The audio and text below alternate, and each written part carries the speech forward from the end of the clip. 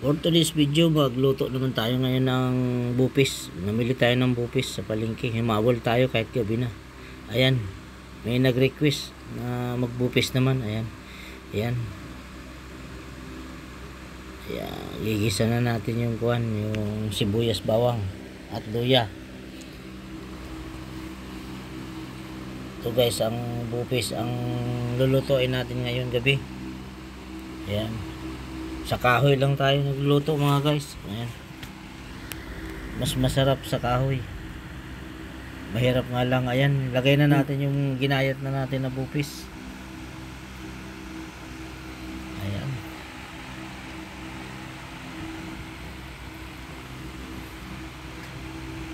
ayan, halo-haloin lang natin. Yung nakikita nyo guys na kulay green na yan, tanglad yan, pinagputol-putol ko lang yan para pampatanggal ng lasa yan. Kailangan may tanglad sa luya.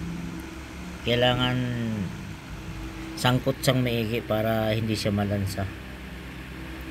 Yan, lagay na natin kalamansi. Ayan, at suwete. Ayan, ayan ang pampakulay.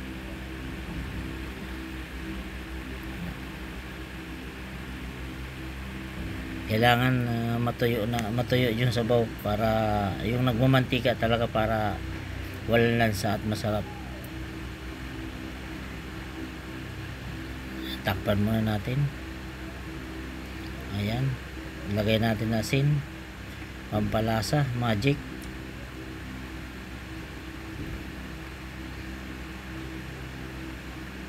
suka. May laurel na yan guys, nilagyan na natin yan ng laurel kanina. Halo-haloin lang natin.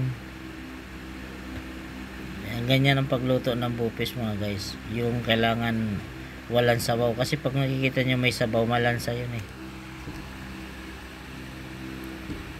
Ayan, buksan na natin ulit. Halo-haloin natin ulit. Medyo may sabaw pa guys, kaya kailangan patuyuin natin yan. Bago tayo magpatuyo, magpasalamat muna tayo sa mga viewers natin at followers. Maraming salamat. Hindi ako mapapagod magpasalamat sa ating mga followers at viewers. Ayan, buksan natin at haluin natin ulit. Mukhang wala nang sabaw. Pag nagmamantika na yan guys, yan ang maganda.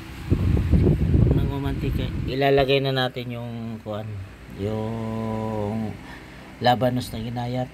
Ayan, wala na, sunog na yung ilalim, ibig sabihin nagmamantika na. Ayan, pagpasensyahan nyo na mga viewers natin, medyo madilim, makuha ng ilaw namin. Wala pang pambiling maliwanag talaga.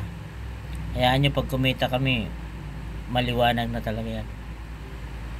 Ayan, ilagay na ang sili at isusunod na natin dyan ang labanos. Ayan, labanos lang, mas kung may carrots mas maganda, o bell pepper, pero okay na yan.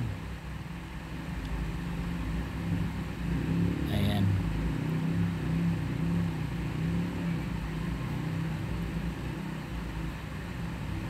yan talaga ang luto guys. Kita nyo naman na kuan, malinis na malinis yan guys. Pinakuluan muna natin at hinugasan natin maigi.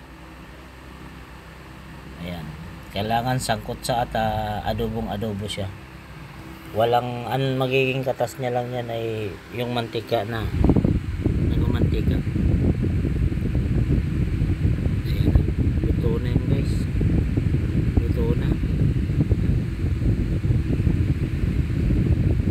Luto na ang ating bupis, special bupis.